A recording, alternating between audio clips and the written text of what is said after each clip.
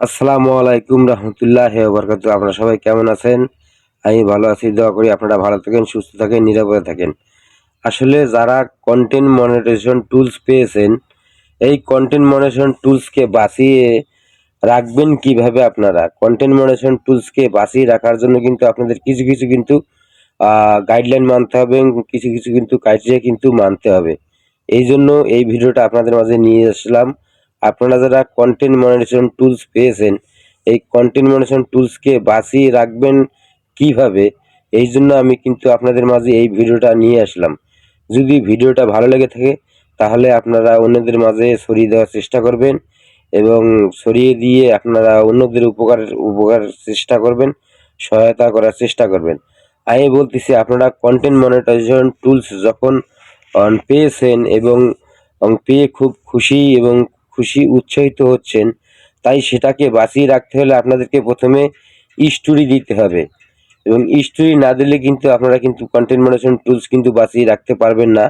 আর দ্বিতীয় নাম্বারটা হলো, সেটা হচ্ছিল আপনাদেরকে শর্ট ভিডিও দিতে হবে, শর্ট ভিডিও দিতে হবে এবং তৃতীয় নাম্বারে হচ্ছে আপনাদেরকে হচ্ছে রিলস ভিডিও আপলোড করতে হবে মাস্ট। যদিও রিলস ভিডিওর ইনকাম বন্ধ, তারপরেও কিন্তু আপনাকে রিলস ভিডিও কিন্তু সম্পূর্ণ এই রিলস ভিডিও প্রতিদিনই কিন্তু আপলোড করতেই হবে এবং আপনাদেরকে টেক্সট করতে তারপরে হচ্ছে আপনাদেরকে টেক্সট করতে হবে। যদি আপনারা টেক্সট না করেন তাহলে কিন্তু আপনারা কিন্তু কন্টেন্ট মনিটাইজেশন টুলস বাঁচিয়ে রাখতে পারবেন না এবং আপনাদের মাঝ থেকে কিন্তু ফেসবুক উঠিয়ে নিয়ে যাবে।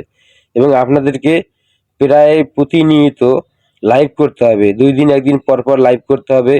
20 মিনিট হোক, 40 মিনিট হোক, 1 ঘন্টা হোক, আপনাদেরকে প্রতিনিয়ত কিন্তু লাইভ করতে হবে। সপ্তাহে আপনাকে মিনিমাম সপ্তাহে হলেও 3টা লং ভিডিও আপলোড করতে হবে।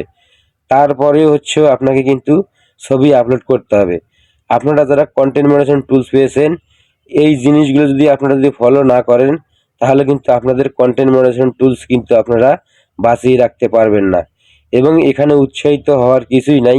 যারা পেয়েছেন এবং যারা পেয়েছেন তারা কিন্তু আসলে এই কন্টেন্ট মনিটাইজেশন টুলসকে বাঁচিয়ে রাখার জন্য আমি যে কয়টা স্টেপের কথা বললাম, এই কয়টা স্টেপ যদি আপনারা ফলো করেন তাহলেই কিন্তু আপনারা সুন্দরভাবে কন্টেন্ট মনিটাইজেশন টুলস থেকে ভালো পরিমাণে একটা আর্নিং করতে পারবেন।